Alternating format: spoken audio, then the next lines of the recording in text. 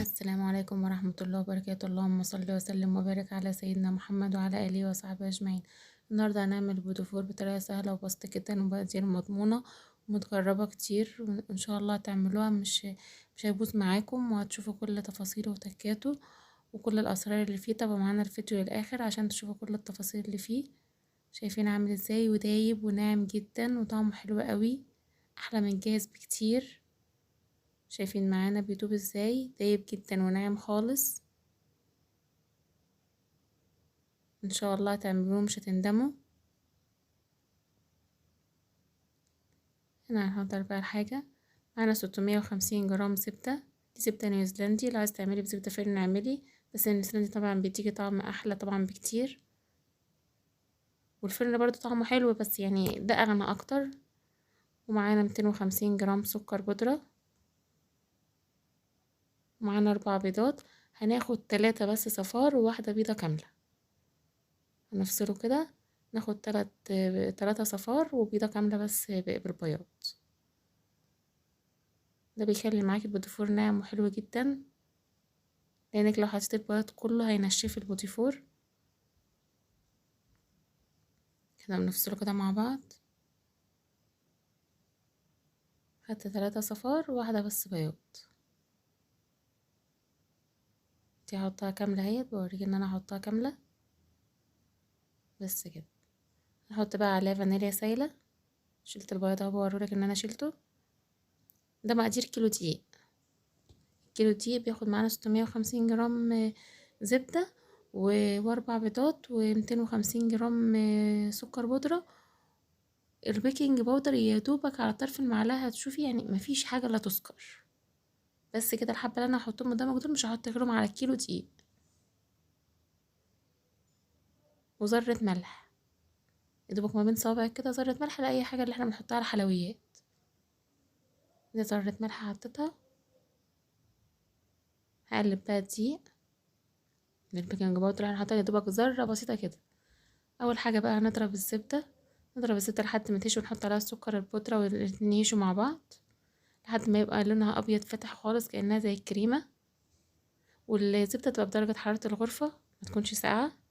طلعها قبلها من التلاجة بساعتين 3 كده عشان تبقى بدرجة حرارة المطبخ، عشان تبقى سهلة معاكي في الضرب. سواء تضربي بعجان، سواء تضربي بمضرب كهربائي، سواء تضربي بمضرب يدوي. اهم حاجة تفضلي تضربي فيها لحد ما تهيش وتبقى فاتحة معاكي. انا هنا الكف ما كانش بيضربها حلو، فحطيت السلك عشان اعرف اضربها حلو. وارجع ارجع الكف تاني. البيض بقى برضو بدرجة حرارة المطبخ برضو عشان ما تخرصش معاكي، وتنزلي بيضة بيضة. ما تطلعوش ساقع من التلاجة وتقومي جايه حطها على الزبدة، لان الزبدة طبعا بتاعها سخنت. لو حطيتيها هتخرز معاكي وهتبوظ. طلعيه قبلها بشوية لحد ما يستهدى خالص بدرجة حرارة المطبخ، وتنزلي عليه بيضة بيضة. اول ما البيضة تختفي الاولانية تنزلي بالتانية. ما ينفعش تحطيهم برضو كلهم مرة واحدة. احنا شايفين كده، نزلت بواحدة واحدة لحد ما الواحدة بتختفي باخد بحط التانية. هنا خلاص بقى احط الدقيق. اول ما بتحطي الدقيق يا دوبك بتقلبي تقليبتين بساط كده، او بايديكي بالمعلقة وتطلعيه بالسباتيولا وتقلبيه، عشان ما الهواء اللي دخل في الزبدة ما يخرجش منها ويبقى مكتوم. هنا خلاص خد بالظبط المقدار، خد كيلو دقيق كامل. هعمله بالمكنة وبالكيس، يعني اللي ما عندوش مكنة ينفع يعمله بالكيس عادي. نزل معايا طري وحلو برضو وكل حاجة. يعني المقادير دي تنفع مكنة وتنفع كيس. انا بوريكي اهو، عملته بالكيس وهعمله بالمكنة. بينزل معايا برضو بكل سهولة وطري جدا برضو. شايفين عملت كل الصاج اهو بالكيس. هعمل الصاج التاني بالمكنة. يعني بوريكي ان هو ينفع بالطريقتين. المقادير دي ماشية عليها بقالي سنين وحلوة جدا وعمرها ما باظت معايا. عملت المكنة اهيت. هندخله بقى الفرن. اهم حاجة بقى نكون مشغلين الفرن مسخنينه من قبلها على درجة حرارة 180. لو الفرن عندك حامي حطيه زي ما انا حاطاه كده على الشبكة من فوق اللي هي فوق النص. لو الفرن عندك مظبوط حطيه في النص، وشغليه على درجة حرارة 180. ولما تلاقيه احمر من فوق ومن تحت تطلعيه، ما بتشغلوش شوايه ولا اي حاجه. يعني التسويه بتاعه اهم حاجه، التسويه تبقى على درجه حراره 180، وتحطيه كده لو هو الفرن عندك حامي.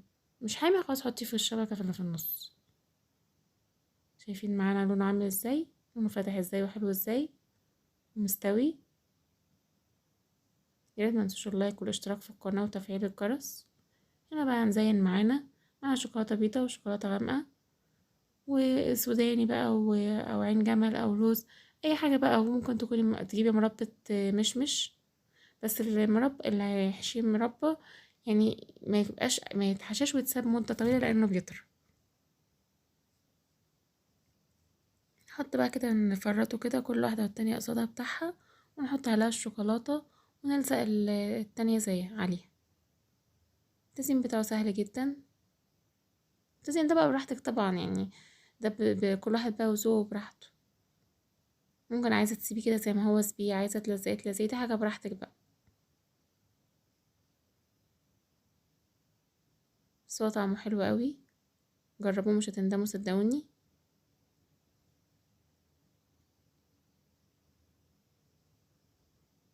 انا بقى نلزقهم في بعض، نحطها بقى في الشوكولاتة ونغطسها وننزلها بقى على السوداني او المكسرات، اي حاجة متاحة عندك. عايزة تسيبيها برضو بالشوكولاتة بس كده برضو حلوة وطعمها جميل جدا.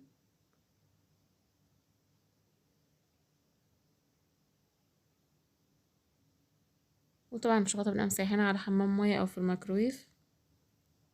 دي شوكولاتة خام مش بنحط عليها اي حاجة. انا خلاص خلصت كل الكمية معايا اهيت، زينته كله اهوت. ياريت منسوش اللايك والاشتراك في القناة وتفعيل الجرس عشان يوصلكوا كل جديد. ومتنساش متنساش تعليقاتكم عشان اعرف ان الفيديو عجبكم. وبوريهولكوا اهوت، ناعم جدا وبيدوب كده في البق.